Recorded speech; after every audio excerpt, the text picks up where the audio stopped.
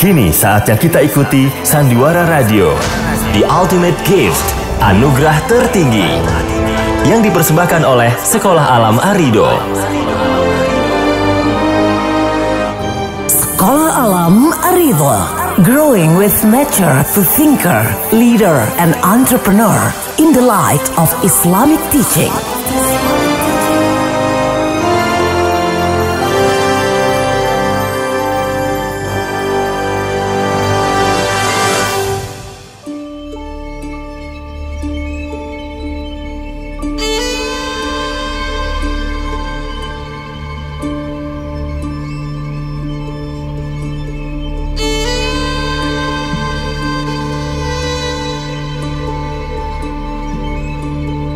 Dalam episode sebelumnya dikisahkan, pelan tapi pasti, Jason akhirnya mampu beradaptasi dengan tugas-tugasnya di perpustakaan.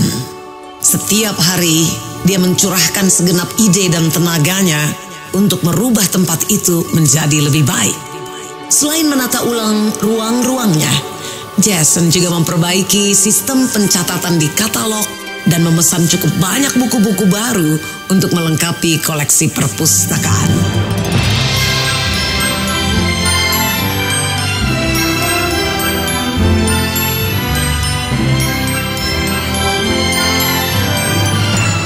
Anugerah tertinggi.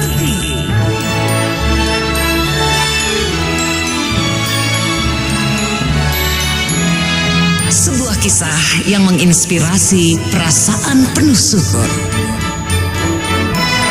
Yang diadaptasi dari karya Jim Stovall, The Ultimate Gift. Diperankan oleh A.O.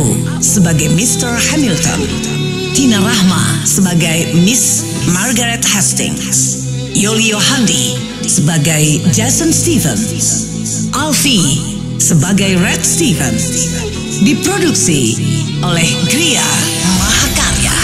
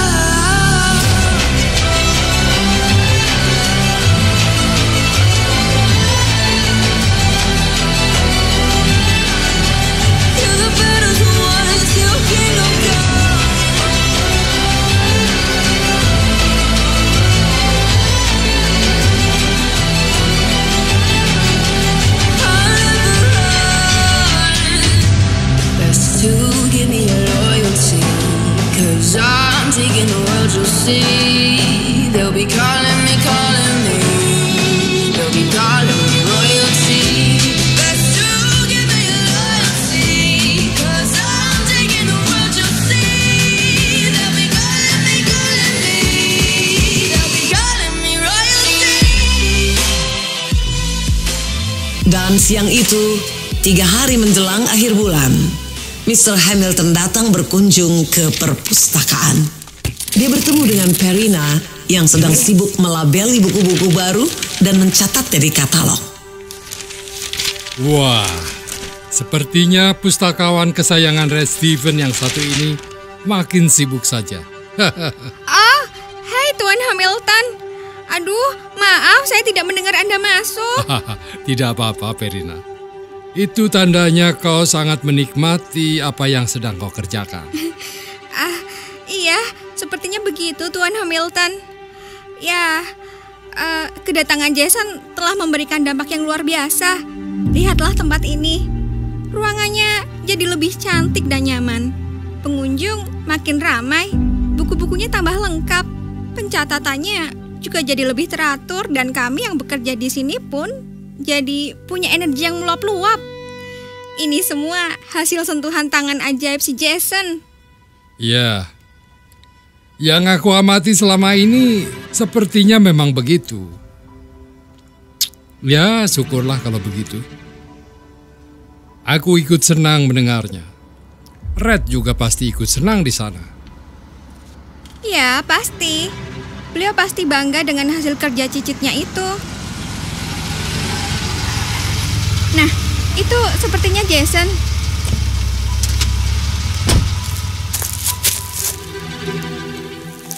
Oh, ada Tuan Hamilton rupanya. Hai nak, dari mana kau? Hanya berjalan-jalan keliling desa saja, Tuan Hamilton. Ya, sambil memastikan rak buku yang kami pesan sesuai dengan apa yang kami inginkan. Sepertinya kau menikmati apa yang kau lakukan di sini. Iya, benar.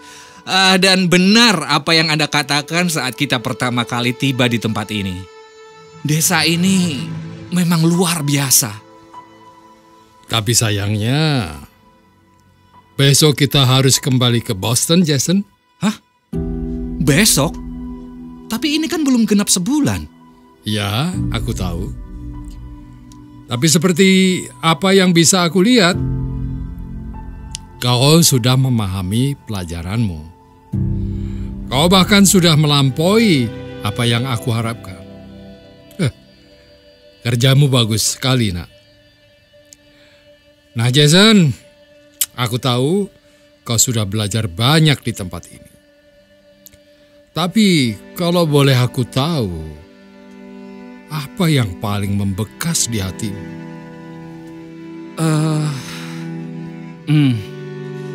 Jujur saja, kalau memang salah satu maksud Paman Red menempatkan saya di tempat terpencil ini adalah ingin menyadarkan saya bahwa selama ini saya telah banyak menyia-nyiakan apa yang saya punya.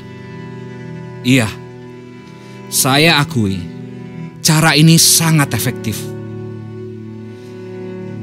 Orang-orang di sini, dari semangatnya, cara mereka menjalani hidup, banyak merubah cara pandang saya. Melihat mereka harus berjalan berjam-jam, naik turun lembah hanya agar bisa sampai di perpustakaan untuk membaca buku, belajar sesuatu dengan penuh kesadaran diri tanpa ada yang menyuruh, itu adalah hidup yang luar biasa. Sementara saya yang selama ini hidup dikelilingi dengan kemudahan dan berkelimpahan. Oke, cukup. Terima kasih. Tidak diragukan lagi, besok kita pulang ke Boston. De la Sierra Morena, cielito lindo, vienen bajando. Un par de ojitos negros, cielito lindo, de contrabando. De la Sierra Morena, cielito lindo, vienen bajando. Un par de ojitos negros, cielito lindo, de contrabando. Ay, ay, ay, ay, canta y no llores, porque cantando se alegran, cielito lindo, los corazones. Keesokan paginya, saat matahari belum benar-benar muncul, Perina dan orang-orang di Aquas Calientes berkumpul di halaman Delft Valley untuk melepas kepergian Jason, Mr. Hamilton, dan Miss Hastings. Mereka bertiga berangkat ke bandara terdekat yang jaraknya lebih dari 3 jam perjalanan dengan menggunakan sedan tua bercat kuning yang disebut Sela oleh para penduduk lokal.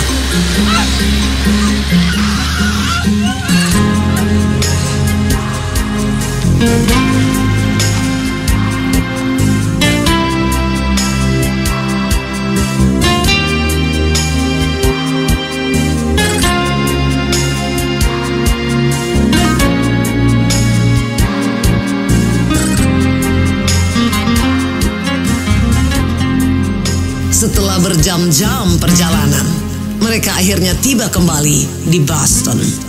Sebelum pulang, mereka menikmati fasilitas makan malam di salah satu restoran mahal di bandara yang memang disediakan oleh maskapai penerbangan bagi para penumpang eksekutif.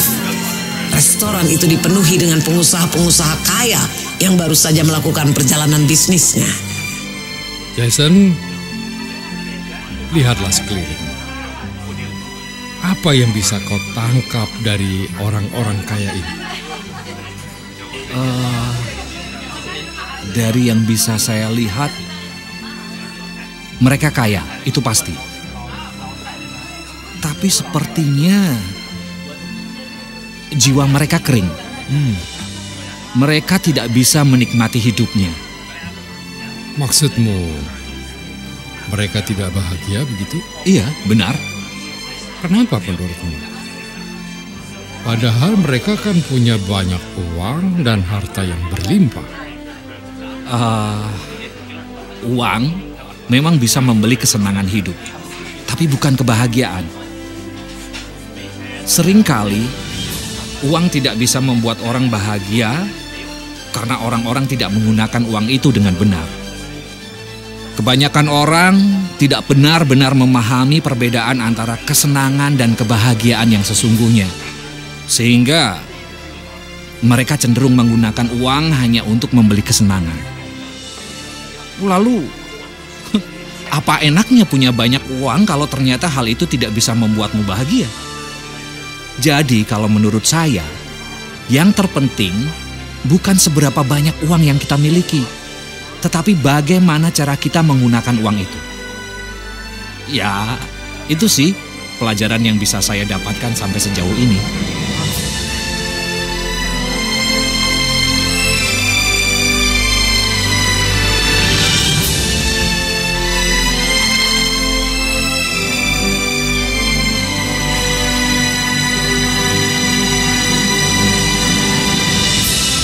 Setelah mendengar pendapat Jason, meski sekilas, tapi Miss Hastings bisa melihat dengan jelas senyum kepuasan terpancar di wajah Mr. Hamilton.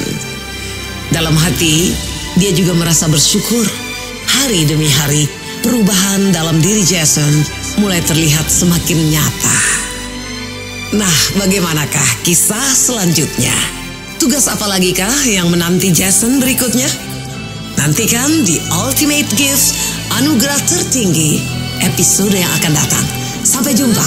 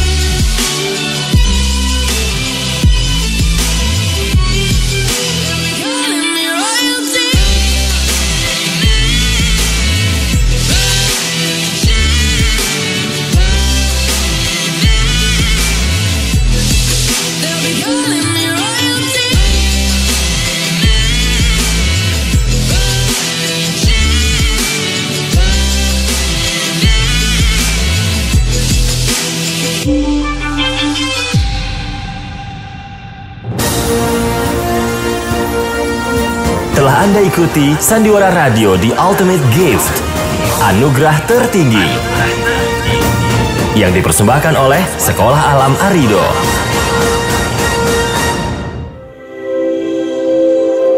Allah telah menyebutkan dalam surat Ar-Rum ayat 41, telah nampak kerusakan di darat dan di laut disebabkan karena perbuatan tangan manusia, supaya Allah merasakan kepada mereka sebagian dari akibat perbuatan mereka, agar mereka kembali ke jalan yang benar.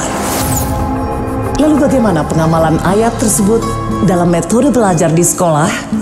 Inilah Ibu Mia Inayati, Direktur Sekolah Alam Arido.